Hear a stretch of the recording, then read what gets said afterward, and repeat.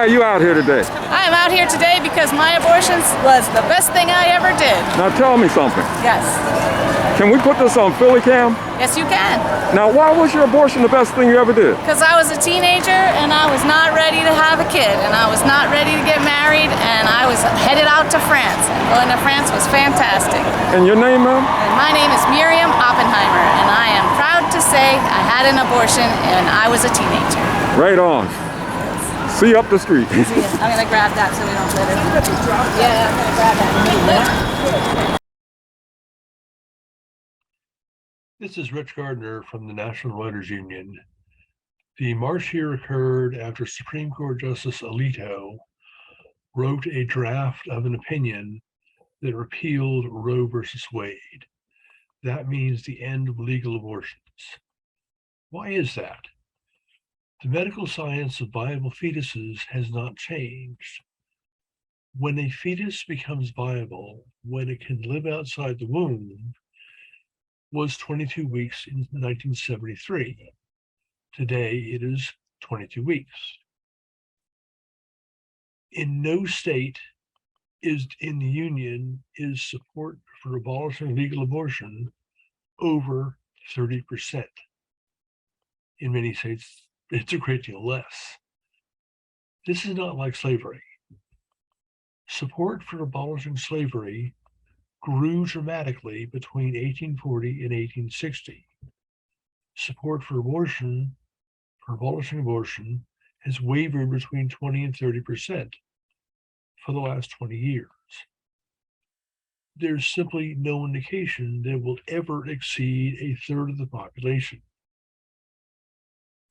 indicating what is really terrible about the whole issue is that there is very strong reason to believe that Clarence and or Ginny Thomas were the ones who leaked it. But the Supreme Court, under Chief Justice Roberts, is focused on investigating young law clerks, most of whom are under 30 and working at their first job. It's really not clear what the Supreme Court gains with this. It is basically threatening the careers of young people, and it's not even clear that they created the problem in the first place.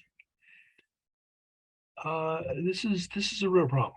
It's not at all clear why the court feels it's okay to go in and do this, other than the fact that, okay, we now have enough people on the court who are strong anti-abortion, we can overrule anybody else.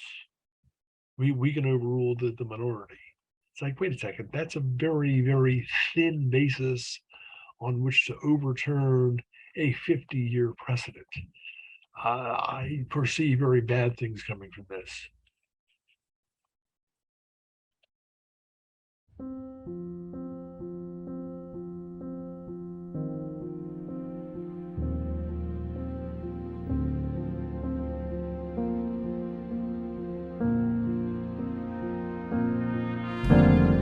If you find something in your life that's not agreeable with the way you're being treated as a human being, human rights, then speak up.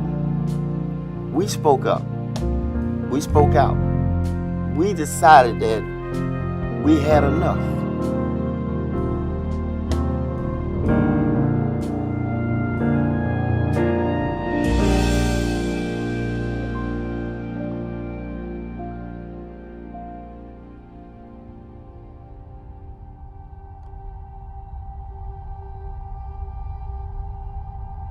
There was very few black people that didn't suffer any racial problems with white folks in Selma. The relationship between black and whites were, the whites were in control of everything and the blacks were subject to their control. You're a kid and the Klan has paraded your neighborhood and burned crosses in your neighborhood.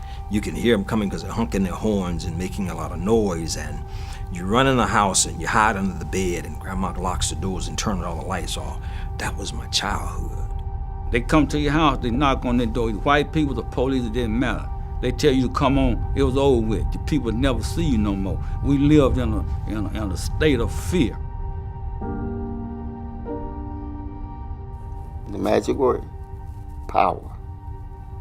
And when you have power, you're in control. The white people had the power to vote, so they had the power to elect whom they wanted to. And I say segregation now, segregation tomorrow, and segregation forever. We knew that the way to freedom was through the ballot box.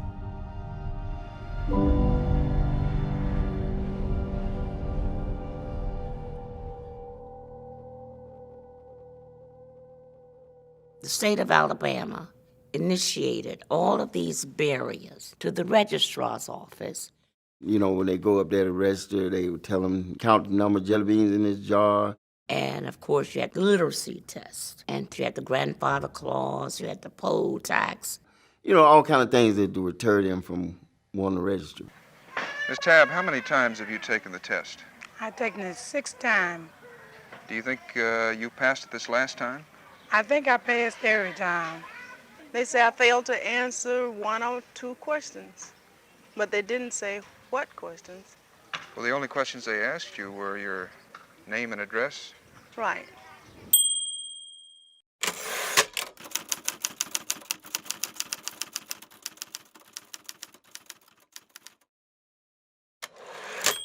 The Dallas County Voters League was a group who were pursuing a voting rights movement before there was a national voting rights movement. They were actually the people on the ground here in Selma and Dallas County. These were some brave folk. Is to familiarize ourselves with the application. It had to be done. Amelia Boynton was the first to volunteer. She wanted freedom. She talked about freedom. We sang freedom. I remember one of her favorite songs was, "Oh, freedom, oh, freedom, oh, freedom over me." She said, "Over you." I remember her courageousness. She was very outspoken. I remember when I went out with them trying to canvass to get people registered to vote. Many of them wouldn't even open their doors. Many African Americans during that time worked for white people. They couldn't participate in the movement because the whites would fire them.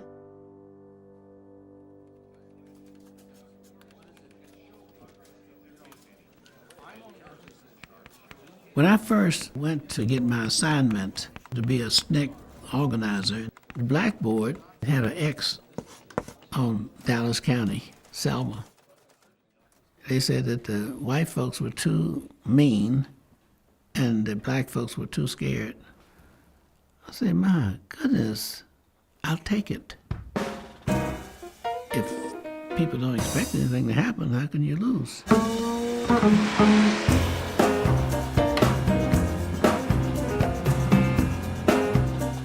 Bernard Lafayette came to our school, and he initiated the whole thing.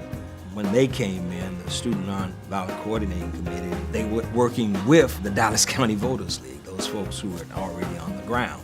And when I first met Mrs. Boynton, that was the thing that convinced me that it was possible to have change in Selma because of that commitment. He knew he could not get the adults in Selma to march and organize. But he said, well, the kids don't work for anybody. We didn't have to worry about whether we got fired. So it was easier for him to organize us than it was to organize the adults. So what you have to do as an organizer is you look for leadership among the people. It was their movement, and they had to take charge. One day they just say, hey, we're marching. And everybody started running out of the classrooms. I was 11 years old, but I had an older brother that was in high school that was 17 years old. And so when I got to school in my class, I was just sitting near the window, and once they passed the elementary school, then I would go and join the high school students, we'd all go over to the picket line. We couldn't vote and we didn't really know a lot. But what we were doing is to support our parents because there was so much fear in this community. You could just look around one time, this way, that way, look in front of you and behind you. Oh, we were all kids.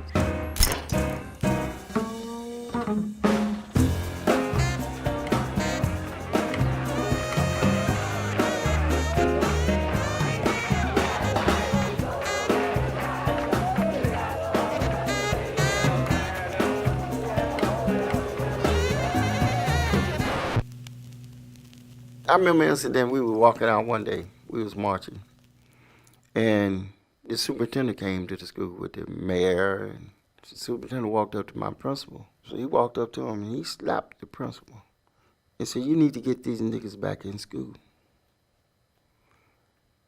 And we turned around, everybody went to looking like, oh my God. Older people have a tendency to think more, think about the consequences and all of this. As teenagers, they can't worry about no consequences. That's all they know is let's go. We had school. This was school, but it was a different type of school. We met every morning at the church, either Brown Chapel or First Baptist. You started off with singing and praying, and then it developed into various speakers speaking about why we need to vote. In case you wanted to march, you were taught safety precautions, how to protect yourself in case of violence, and you can't be a part of the movement unless you promise you're going to be nonviolent. It kept us together, give us a sense of purpose, gives us a sense of knowing that we're gonna overcome all of this. God's gonna see us through.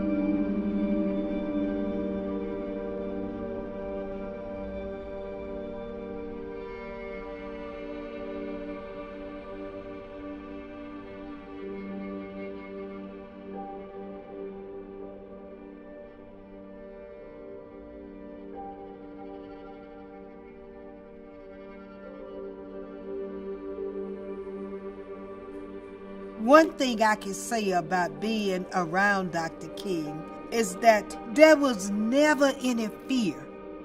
He made us realize so much about ourselves and who we were and what we could do. We've had in our area here outside agitation groups of all levels. We've had Martin Luther King. I think the thing that attracted Dr. King to Selma was the opposition. If we can just get rid of the outside agitators, I think we can go back to our normal way of living. I am a segregationist. I told the people of Selma, I have never done anything behind the people of Selma's back. I will never do. I said I will. And Dr. King decided that if you come to Selma and elevate the movement here in Selma along with the local people that was already working, that Sheriff Jim Clark would overreact to the movement being elevated here in Selma, and that overreaction would attract the national media's attention. And it played out almost the way Dr. King had envisioned it.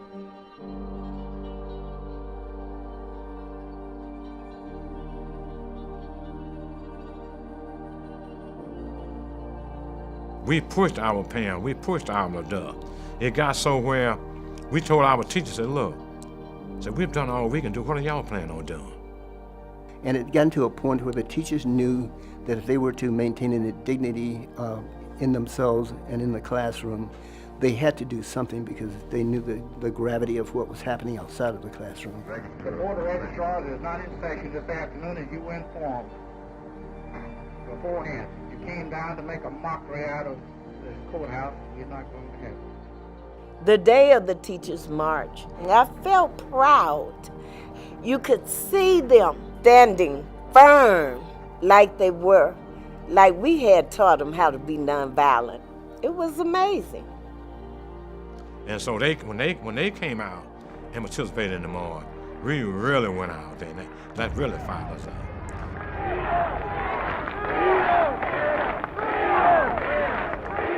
But you cannot beat down justice. And we will register to vote because as citizens of these United States, we have the right to do it. This courthouse does not belong to Sheriff Clark. This courthouse belongs to the people of Dallas County, and these are the people of Dallas County, and they have come to register. And we're willing to be beaten for democracy, and you misuse democracy in the street. You beat people bloody in order that they will not have the privilege to vote. You beat me in the side and then hide your blows.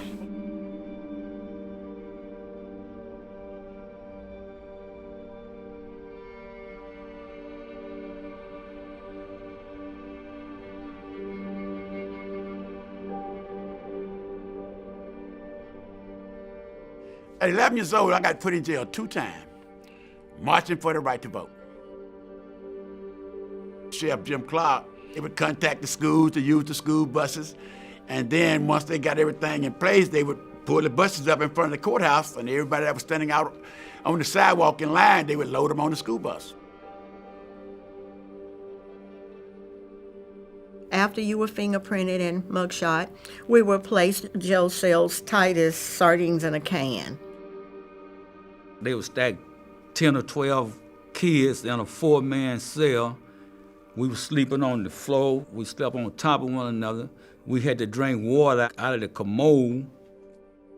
First night I went in there, I was really scared. And then you heard this strong voice come out and say, "We shall overcome." And then everybody would start singing it.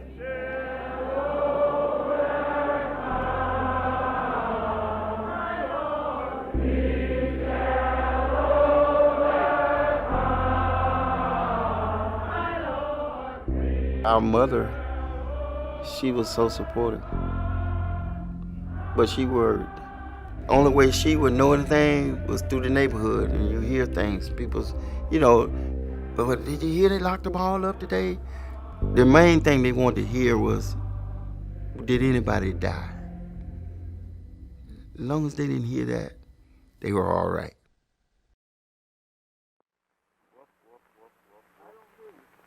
One, two, three, four, five, six. Okay. This is C.O. Harris, Chief of Police. I am speaking for myself and Sheriff Lawson, Sheriff of Perry County. Everybody was there at the Zion Church that night that Jimmy Lee Jackson was killed.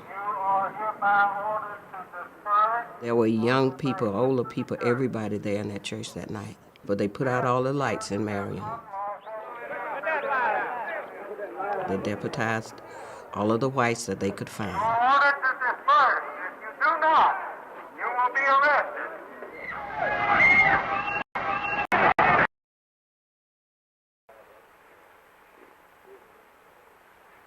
Just go ahead. Can you tell me what happened tonight? He received multiple lacerations and a possible concussion. I understand by Billy Club. Who hit you? State trooper, all I know. And then they started pushing and beating on him. Well, Jimmy was a hard worker, mild-mannered, and he would give you the shirt off his back. He wasn't a violent person. And the night that he was shot, he was protecting his mother and his grandfather. They was being beaten, and he was trying to protect them. Several people began to really talk that we need to take a coffin of Jimmy Lee Jackson to the state capitol, not only to protest the murder, but to petition for our voting rights. And somehow that took hold. I am an old pilgrim of sorrow, tossed in this wide world alone.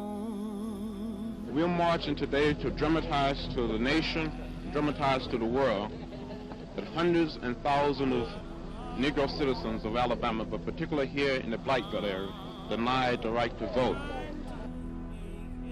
It was cold that morning by Alabama standards. Sometimes you just get a feeling. Sound like the air just don't move anymore around you. That's the feeling that we had that morning when we crossed that bridge. It was thick. It was so quiet. And we knew this time is different. Hi, what is that calling?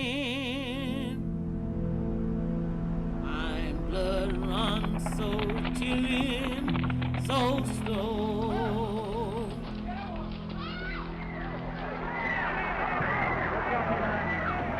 I was down on the ground, trying to breathe, and I could hear people running. I could hear ladies and kids screaming, and troopers on the speaker.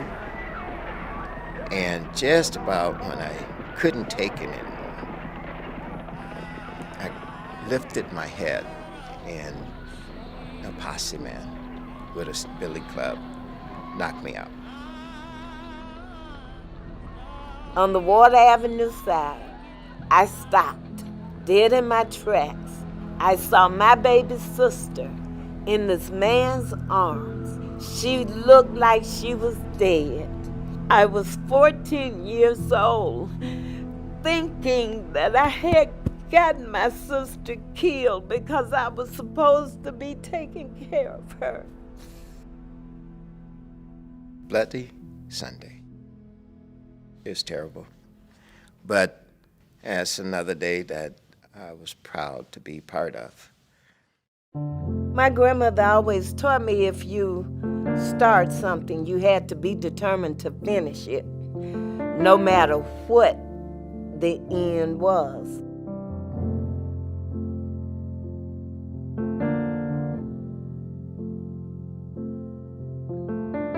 The feeling was, no matter what happens, this world has to change. We just determined that we were going to do what we needed to do.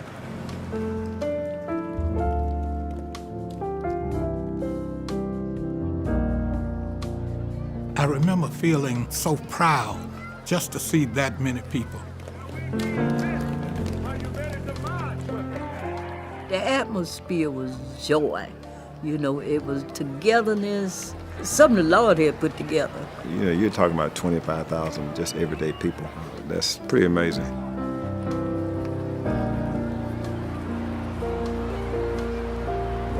You don't have to be extraordinary to change the world. You lose your fear, you gain your courage, you attach yourself to something bigger than yourself. We marched into history, we freed a nation, and we inspired the world.